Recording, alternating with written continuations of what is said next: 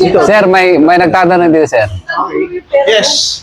Nagtatanong kung libre daw po pumutok dito sa firing range. Okay, so range day po tayo ngayon. So nakita yung building na yan. Ang ganda, no? So papakita ko po sa inyo. O, diba? Ang ganda. Ganda ng bagong building dito sa firing range. Okay, pasok pa tayo sa loob. Okay, meron tayong ano dito. Dito pa lang sa harap niya, meron tayong loading and unloading area. Siguraduhin muna natin i-clear natin yung baril natin bago tayo papasok sa loob ng firing range. Pasok tayo sa loob.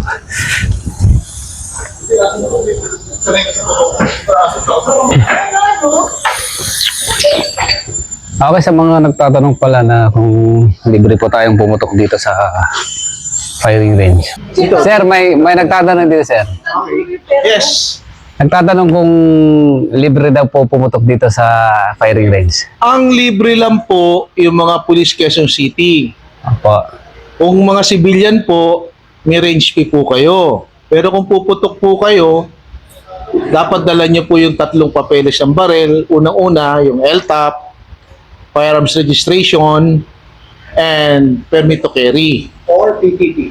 Or permit to transport o PTT. So, yun po yung rules natin sa firing range. And then, bayad lang po kayo ng range fee. Ang range fee po natin ay 300 pesos. Target And then, board. under supervision po kayo ng mga safety officer natin. Yun. Pag lalaki po yung safety officer, lalaki po yung magbabantay. Kung babae po yung shooter natin, babae din po yung magbabantay para safe and sound. Yaw. So, yun po. Pero mahigpit po kami rito. Importante, masaya kayo. Bago po tayo mag-firing, tanungin muna natin yung mga safety officer na naka-duty dito kung pwede nang mag-firing. Pagkatapos natin magpaalam, ito may logbook po tayo dito. Yan. Okay, logbook muna tayo. Sulat natin yung pangalan natin dito. Time in, time out. Yan. Paka-importante po ito. Logbook po tayo dito. So, yun lang po. Maraming salamat.